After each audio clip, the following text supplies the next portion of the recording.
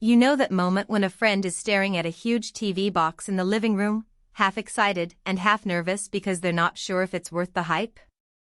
I've been there, and I've spent the last week actually setting up the Sony BRAVIA Theater System 6, the 77-inch XR 8B OLED paired with the 5.1-channel soundbar bundle, just to see if it lives up to the promise of a home theater in a box. Link is in the description if you want to check the product details on Amazon. Let's walk through what you'll experience from the moment you pull it out of the box, through a night of binge watching, and why that matters before you drop a big chunk of cash on it. First off, the biggest hesitation most people have is the sheer size of the TV and the whole bundle. A 77-inch OLED is not something you can just toss on any stand. You need a wall that can handle the weight and a viewing distance of at least 8 feet to really let the picture breathe. I measured my own couch-to-screen distance at about 9 feet, and that turned out to be the sweet spot. The image fills your peripheral vision without feeling like a wall you're trying to stare at. If you're living in a cramped apartment or a bedroom, this might be a deal-breaker, not just because of space, but because the immersive effect of the OLED's pure black contrast really shines when you have room to step back. Now, about that contrast.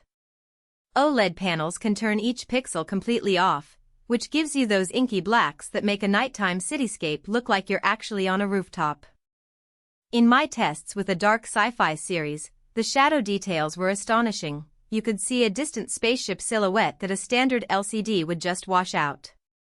That's not just marketing fluff, it translates to a more cinematic feel for movies and even a clearer UI when you're browsing Google TV's apps.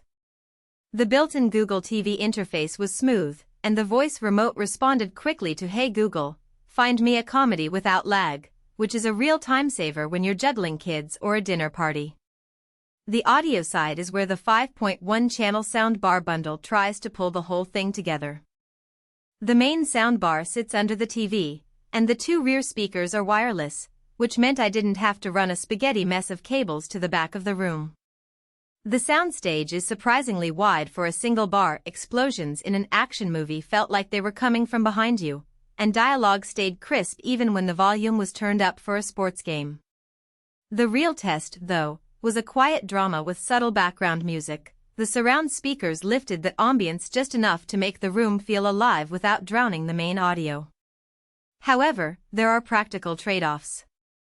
The rear speakers rely on Wi-Fi for syncing, and in a house with a congested network I noticed a tiny lip-sync delay of about 30 milliseconds during a fast-paced fight scene.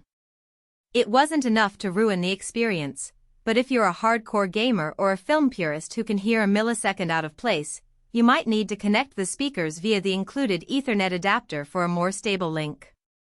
Also, the soundbar's bass, while respectable, doesn't have the depth that a dedicated subwoofer would give you. If you're used to the rumble of a true home theater sub, you'll feel a bit of a gap in low-frequency impact. That's something to keep in mind if you're planning on using the system for heavy-hitting action movies or bass-heavy music.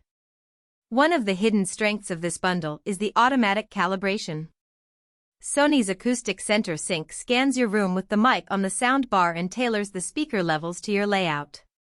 In my living room, the calibration nudged the rear speakers a bit louder to compensate for my large windows, which made the overall mix feel balanced without me having to tweak anything manually.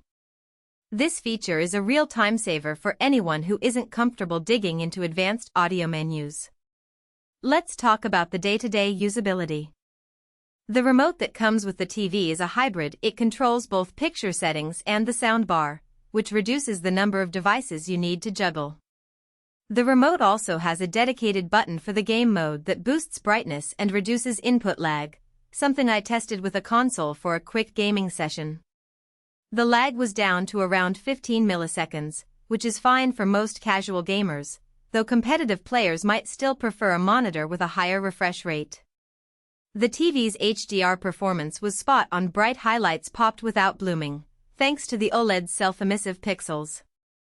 Even after a few hours of use, the screen didn't suffer from any noticeable image retention, which is a common worry with OLEDs. Who should actually buy this bundle? If you already have a decent sound system and just need a spectacular TV upgrade, you could still benefit from